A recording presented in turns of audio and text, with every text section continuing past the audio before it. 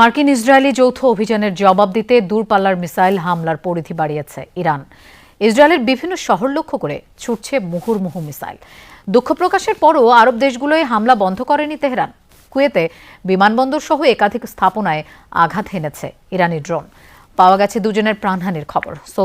Saudi আরব, Bahrain, কাতার, Kuwait ও সংযুক্ত আরব আমিরাতেও হামলা চালিয়েছে আইআরজিসি। মার্কিন দূতাবাস সহ ইরাকের বেশ কয়েকটি স্থানেও হয়েছে হামলা।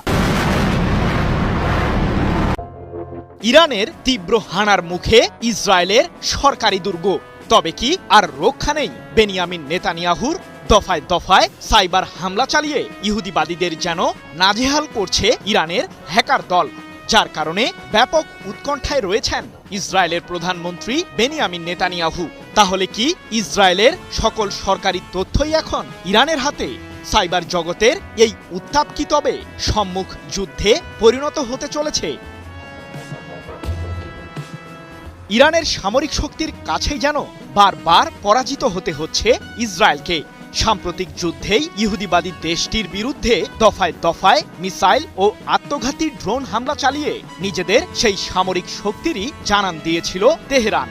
শুধু তাই নয়, মধ্যপ্রাচ্যে থাকা যুক্তরাষ্ট্রের সামরিক আস্তানাও গুড়িয়ে দিতে সফল হয় ইরান। তবে যুদ্ধের ময়দানে বর্তমানে কিছুটা শান্তি বিরাজ করলেও ইহুদিবাদীদের বিরুদ্ধে প্রতিশোধের আগুন যেন এখনো জ্বলছে ইরানিদের মাঝে।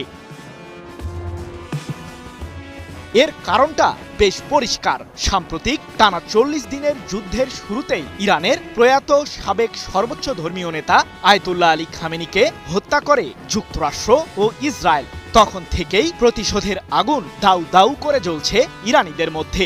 এমনকি খামেনির শেষ বিদায় অনুষ্ঠানে তার মরদেহ সামনে রেখেই ইসরায়েল ও যুক্তরাষ্ট্রের শাসনকর্তাদের হত্যার হুমকিও দিয়েছে ইরানিরা। এমন পরিস্থিতির মাঝেই জানা গেল ইহুদিবাদী দেশটির সরকারি দপ্তরে সাইবার হামলা চালিয়েছে ইরান সংশ্লিষ্ট একদল হ্যাকার। ৭ জুলাই এক প্রতিবেদনে বিষয়টি নিশ্চিত করেছে ইসরায়েল ভিত্তিক সংবাদ মাধ্যম দ্য জেরুজালেম পোস্ট। কিন্তু ইসরায়েলের নিরাপত্তা বলয় ভেদ করে কিভাবে এই সাইবার হামলা চালাচ্ছে হ্যাকাররা?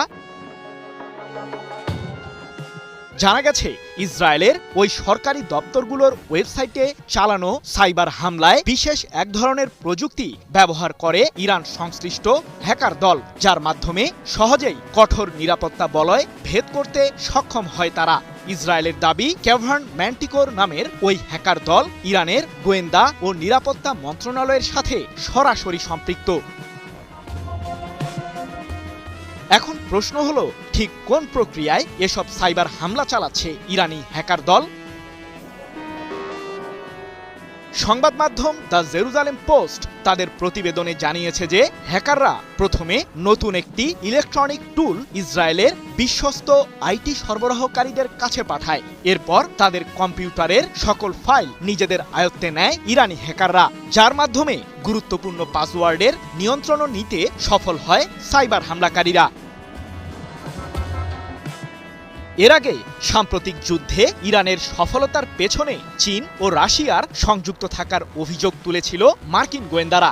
তাদের দাবি, মধ্যপ্রাচ্যে থাকা যুক্তরাষ্ট্রের সামরিক ঘাঁটি ও ইসরায়েলে নির্ভুল মিসাইল হামলা চালাতে তেহরান ব্যবহার করেছে বেইজিং ও মস্কোর দেওয়া স্যাটেলাইট প্রযুক্তি। যদিও এসব বিষয়ে কোনো তথ্য প্রমাণ হাজির করতে পারেনি ইহুদিবাদীরা।